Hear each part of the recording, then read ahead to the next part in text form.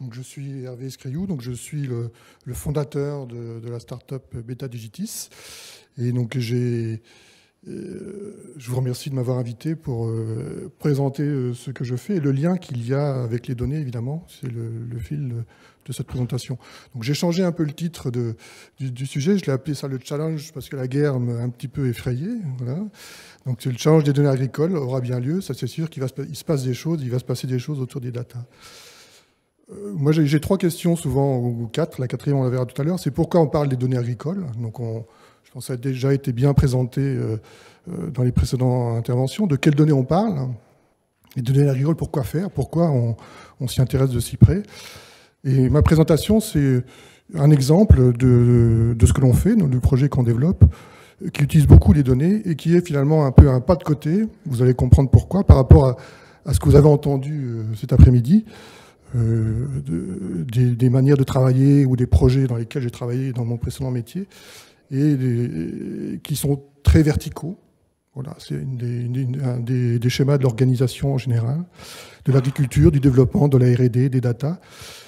Et regardant ça d'un peu plus loin, je me suis dit que peut-être qu'on avait une difficulté et qu'il fallait peut-être se mettre à travailler de manière beaucoup plus horizontale et proposer des outils qui valorisent les données de manière plus horizontale. Et ça pouvait être, de mon point de vue, une source d'innovation nouvelle. Alors, je vais essayer de changer de page. Donc, la présentation que je vous fais, elle est centrée autour des données, et elle est centrée sur l'idée de valoriser des données directement auprès des agriculteurs. Donc, c'est-à-dire que des données vont être collectées, partagées, et faire en sorte que c'est l'agriculteur qui en bénéficie de manière la plus immédiate possible, donc il y retrouve une valeur directe. Donc l'application, c'est basé sur une application mobile. Donc vous avez un petit exemple sur la gauche. Donc si vous connaissez Waze, l'application pour se promener avec sa voiture, c'est un peu la même chose, sauf qu'au lieu que ce soit des routes et des voitures, c'est des champs et des cultures et des tracteurs. Mais c'est la même idée. C'est une application collaborative dans laquelle on va partager des informations sur les pratiques des agriculteurs. Donc, c'est les agriculteurs qui vont partager ce qu'ils font, comme ils ont envie. Et ces pratiques, elles vont être comparées. C'est-à-dire qu'à tout moment, on peut se benchmarker, on peut se comparer à ce que font les autres, à proximité ou de manière plus éloignée. Alors, donc, je vous ai fait une présentation du style un peu start-up, c'est-à-dire que chaque fois qu'on me dit « Pourquoi tu fais ça? Pourquoi tu as fait ce projet-là ?» il faut justifier. Et une des justifications, c'est que l'agriculture, elle est challengée dans le monde entier, c'est pas qu'en France, en Europe, avec des arguments qui sont vrais, faux, voilà, n'empêche que c'est des arguments qui tournent partout. L'agriculture est influencée, elle dégrade la planète, le revenu des agriculteurs est insuffisant. Donc on peut se dire, pourtant tout le monde travaille bien, les filières sont organisées, tout le monde fait tout ce qu'il faut, pourquoi on est confronté à ces arguments ? Et même dans cette situation conflictuelle actuelle, je ne suis pas sûr que ces arguments-là ils soient éteints aussi vite qu'on l'imagine. Ils vont continuer, ils vont être là. Donc il faut en tenir compte. Et l'idée de ce projet, c'est d'essayer de trouver une proposition, des idées pour essayer de résoudre, ou en tout cas montrer que ces arguments-là, ils ne tiennent pas la route, que ce n'est pas tout à fait comme ça que ça se passe, que c'est un peu plus complexe et qu'en fait, on ne peut pas accuser l'agriculture de ces mots. Donc l'idée de fond, c'est que, et ça, évidemment, tout le monde l'apporte, même les acteurs de l'agriculture, c'est qu'il faut engager un renouvellement de l'agriculture vers une transition agroécologique, c'est-à-dire qu'on intègre un peu plus d'interaction du vivant dans le fonctionnement de la culture. Donc ça, c'est la grande idée. Maintenant, comment on s'y prend et comment on sait qu'on va vers l'agroécologie, est-ce qu'on n'y est pas déjà un peu, etc. Donc il y a un élément important, c'est qu'il faut connaître la réalité des pratiques, savoir ce qu'il en est exactement. Pour pouvoir se projeter dans une évolution, il faut au minimum avoir un inventaire de savoir d'où on part. D'autre part, on voit maintenant dans toutes les communications des acteurs de l'agriculture des messages récurrents. Il faut mutualiser les savoir-faire, les outils pour optimiser les performances. Il faut développer des alliances, des partenariats. Il faut contribuer à la gestion durable du territoire.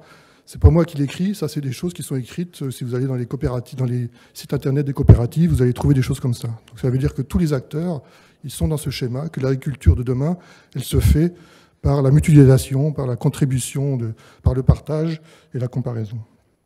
Donc c'est ce que nous faisons.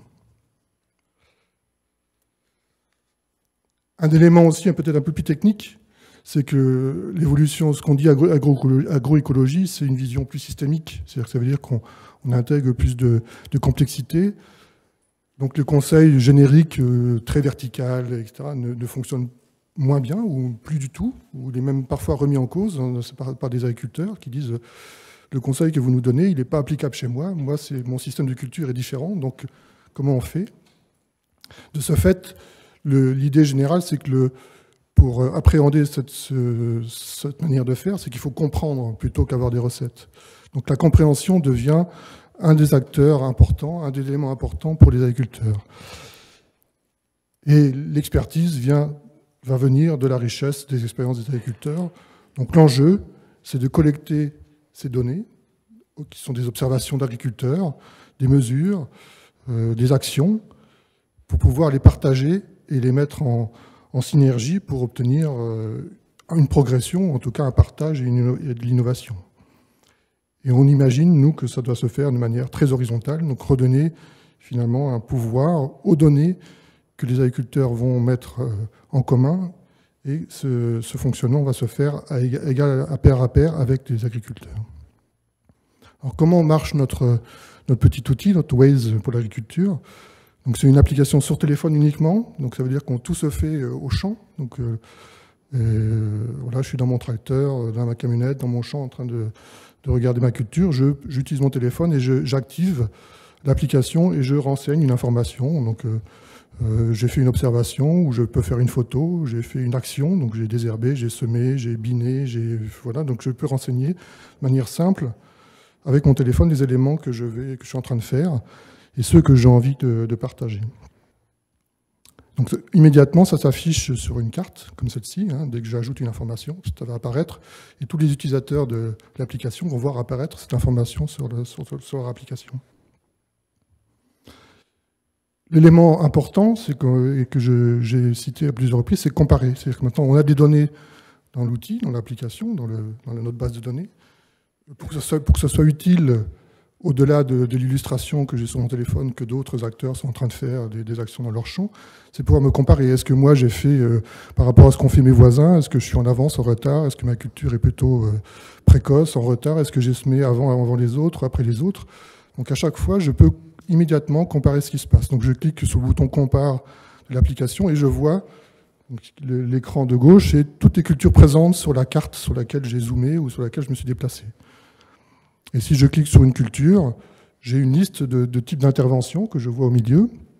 Donc là, je vais pouvoir comparer les actions de fertilisation, de semis, de stade de culture, de désherbage, d'irrigation, de rendement, etc. Donc je clique sur un élément et j'ai une illustration graphique comme celle que j'ai à droite qui me dit, ben voilà la date de semis dans la zone où vous êtes, voilà comment elle est répartie. Donc il y en a 25% qui ont semé entre le 31 mars et le 10 avril, et puis les autres un peu plus tard. Et moi je sais quand est-ce que je semé mon champ, donc je peux dire, ben moi je suis plutôt dans la moyenne, où je suis très en retard, où j'avais fait très en avance. Donc dès que je me compare, je suis capable d'apprendre quelque chose. Ben, peut-être que j'aurais pu faire différemment, ou c'est volontairement que j'ai fait comme ça, mais ou c'est involontaire parce que je n'ai pas pu réagir par rapport à un événement. Donc ici, la data qui est collectée, partagée, immédiatement, elle est utile en direct, hein, parce que ça se passe sur son téléphone, pour l'utilisateur agriculteur qui veut déjà soit prendre une décision, soit intégrer dans son raisonnement qu'il aurait peut-être pu faire autrement, ou que d'autres font autrement, et que ça peut l'aider à résoudre un problème technique. On est sur une sorte de réseau social, puisqu'on partage. Donc on a l'idée aussi d'avoir, comme sur Facebook, comme sur LinkedIn, un mur dans lequel, un espèce de journal, hein, dans lequel on peut dérouler toutes les actions qui sont présentes sur la carte, toujours, c'est rassemblé sur la carte. Donc on va pouvoir voir les dernières actions qui ont été réalisées dans ma commune ou dans la commune de ma ferme qui est dans l'autre département. Ben, je peux voir ce qui se passe. Et donc du coup, ça peut m'aider à diriger, à comprendre les événements. On ajoute aussi quelques outils plus techniques. On peut simuler la croissance de la culture en faisant des photos ou simuler un bilan hydrique avec des données climatiques d'une base de données nationale, par exemple. Donc, avec ces éléments-là, les datas qu'on a collectées, qu'on a mis dans son téléphone, immédiatement, elles sont restituées sous une forme que je peux valoriser pour mes décisions, pour prendre une décision ou pour me rassurer de mes décisions. J'ai fait une action, est-ce que j'ai bien fait, est-ce que j'aurais pu attendre, est-ce qu'il fallait attendre, etc. Je peux immédiatement, comme je suis seul dans mon entreprise, vérifier que ma décision elle est valide parce que d'autres ont fait la même chose. Alors, quelques éléments pour décrire, pour montrer que l'idée ici, c'est qu'on a une notion de partage, c'est-à-dire qu'un utilisateur qui utilise l'application, il valide en l'utilisant qu'il va partager ses données, donc ces données elles vont être accessibles à d'autres, mais il garde quand même à tout moment la possibilité de dire cette information, je la partage ou non. Donc on a à chaque fois la possibilité de cocher, je partage ou non cette information. Et quand on renseigne une information plus détaillée sur une intervention, donc par exemple si je décris la partie semi qui est à droite, à chaque fois je peux aussi dire le nom de la variété, je ne veux pas le partager parce que j'ai mes raisons ou parce que j'ai peur de montrer que ce que je fais, c'est pas courant, voilà, ou des choses comme ça. Donc on a à tout niveau, c'est dans l'application qu'on décide ce qu'on fait avec les données. Est-ce que je les partage au niveau de tous les utilisateurs? Est-ce que je les partage avec d'autres acteurs? Donc, derrière cette action, avec ces données, il y a 3 idées. Partager son expérience ou ses pratiques agricoles pour se comparer, c'est pour apprendre. Donc là, on donne au moins la possibilité aux agriculteurs de voir ce qui se passe autour d'eux et d'apprendre des autres. Donc on multiplie finalement l'expérience, au lieu que ce soit une expérience annuelle, là on la multiplie dans l'espace. Donc c'est quelque chose, et c'est le numérique ici qui accélère et intensifie cette approche. Avec ces données, on peut aussi alimenter les acteurs locaux, donc une coopérative qui veut avoir aussi une vision de ce qui se passe dans sa zone de production. Donc moyennant aussi le consentement avec l'utilisateur, il peut y avoir partage de ces informations avec la coopérative qui suit finalement en direct ce qui se passe dans sa zone de collecte, par exemple. Et puis ces données aussi, elles peuvent servir à imaginer d'autres systèmes de culture. C'est-à-dire que là, on a enregistré un certain nombre d'informations qui sont volontaires, c'est une action volontaire des agriculteurs, mais suffisamment dense pour avoir une grande richesse, pour pouvoir imaginer ou en tout cas identifier des itinéraires techniques nouveaux ou des itinéraires techniques plus vertueux sur certaines pratiques. Alors, les données qu'on utilise, pourquoi? Parce qu'on a pris l'option de vraiment s'intéresser aux données qui sont utiles à l'application et qui sont utiles à l'agriculteur, c'est-à-dire des données que l'on peut partager et comparer. On ne cherche pas à faire un inventaire technique des pratiques agricoles, les données qui sont renseignées sont celles qu'on peut comparer, toujours. S'il n'y a pas de moyen de comparer une donnée, on ne la demande pas, elle n'est pas collectée. Et ça se fait au champ. Donc c'est immédiat. Donc on ne fait pas appel à un opérateur, on ne se connecte pas à une machine, etc. On veut avoir des données purement agronomiques, donc on se fait au champ. L'idée derrière, c'est de pouvoir petit à petit identifier les chaînes de décision et les actions qui sont liées aux opérations.